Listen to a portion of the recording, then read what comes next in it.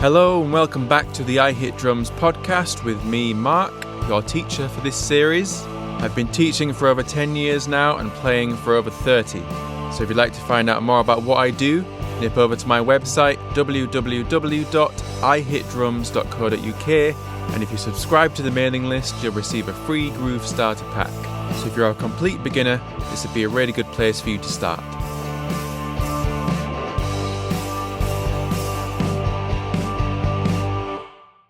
We're going to continue working through the book Intermediate 1, which you'll find on my website.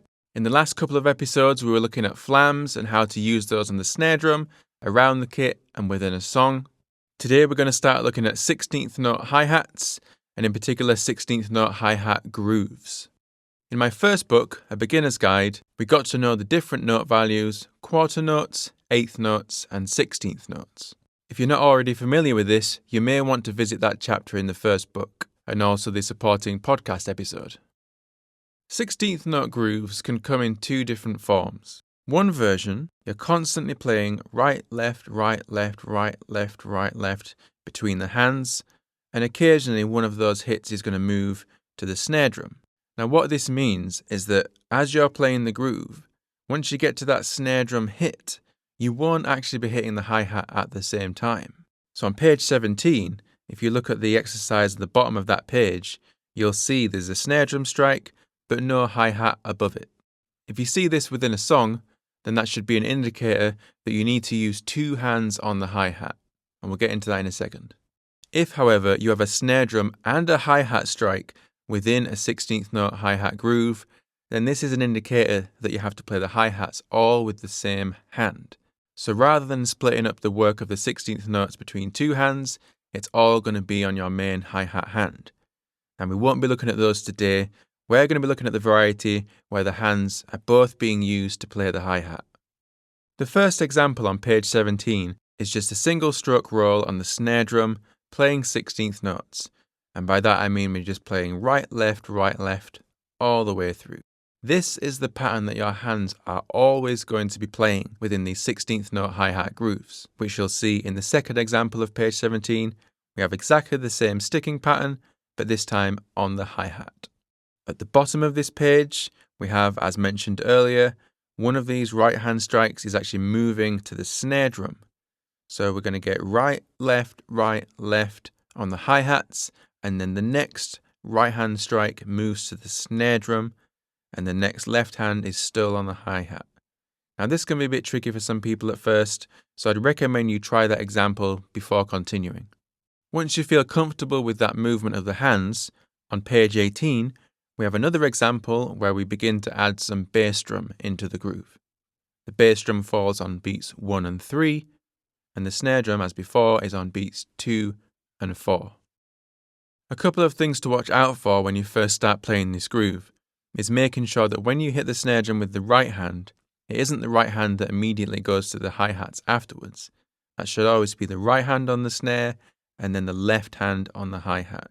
So you're constantly keeping that 16th note single stroke roll sequence going between the hands, always right, left. You also want to watch out for having quite dramatic differences in the dynamics between the two hands whilst playing the hi-hat. Your right hand is used to playing the hi-hat and is going to be more comfortable there. Your left hand is used to playing the snare drum and sometimes hitting that quite hard. But once you put that left hand on the hi-hat, you might find it's quite weak. So as you get comfortable with this groove, see if you can get those hi-hat strikes to be balanced in terms of their volume as you work between the hands, rather than one loud hit and one quiet hit. Practicing a 16th note roll on a pad or a drum can also help with this, just trying to get that equal dynamics going between the hands. The progression that's laid out on pages 17 and 18 can be heard in the supporting audio that comes with the book. You can also use this to play along with. Moving on to exercise 2.1. If you're familiar with A Beginner's Guide, my first book, then some of the grooves here will seem quite familiar, as they're featured in the songs Savannah and Oh Yeah. Only this time, we're going to play them with a 16th note hi-hat pattern rather than an 8th note hi-hat pattern. Counting as you play these grooves is going to give you a lot of support because whenever you have a large space between a snare drum and a bass drum hit, for example in the third exercise of 2.1, it can be quite easy to miscount some of these hi-hats, and you may miss some, you may even add some extras. So be sure to count 1 E-ander, 2 E-ander, 3 E-ander, 4 E-ander as you go. Let's take a look at the first example in exercise 2.1. The bass drum and snare drum pattern should seem quite familiar. We have 1, 2, 3, and 4. So consider counting the rhythm of the bass and snare part before you try the groove. This can just help you place things accurately. In the third example, that's going to be 1, 2, and 4. Quite often, hearing a pattern can help you play it on the kit, as the ear is quite good at picking up rhythms and remembering them. So let's try the first example. Ready? Here we go. 1, 2, 3, 4.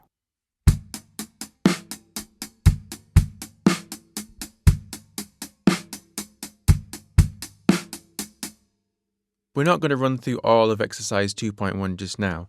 That's something you can easily do at home in your own practice time. But that should give you a good starting point for the rest of the grooves in exercise 2.1. Remember to try these at a speed that's comfortable for you. You might even find it helpful initially to have a metronome click that is matching all of those 16th note hi-hat beats. If you find that you're speeding up and slowing down as you play the 16th notes, then this 16th note metronome click will just give you more of a guide to follow. So if you're playing these grooves at 40 BPM, an 8th note click would be 80 BPM, and a 16th note click would be 160 BPM. Moving on to page 20, we're going to look at 4 to the floor disco grooves. Now, a 4 to the floor groove isn't specific to disco. It can be in any genre. It can be in rock, it can be in pop, it can be country. You even get 4 to the floor in jazz. This kind of groove just creates a very strong quarter note rhythm, which is often quite good for dancing. In exercise 2.2, the first example, the only real difference here to the exercise on page 18 is that we're adding an extra bass drum to beats 2 and 4. So that's going to be falling with the snare drum hit.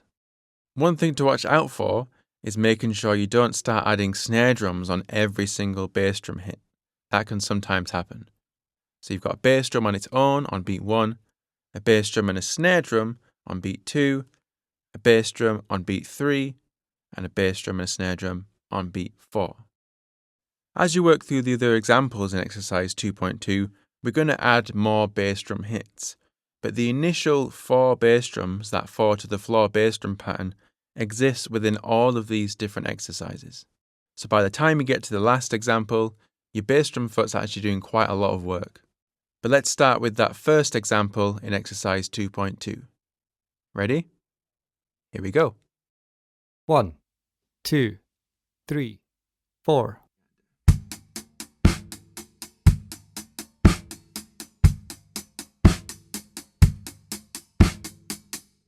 We're not going to look at any more examples this week because I feel like if this is your first time playing 16th note grooves, then the coordination required to get those grooves accurate is actually quite a lot.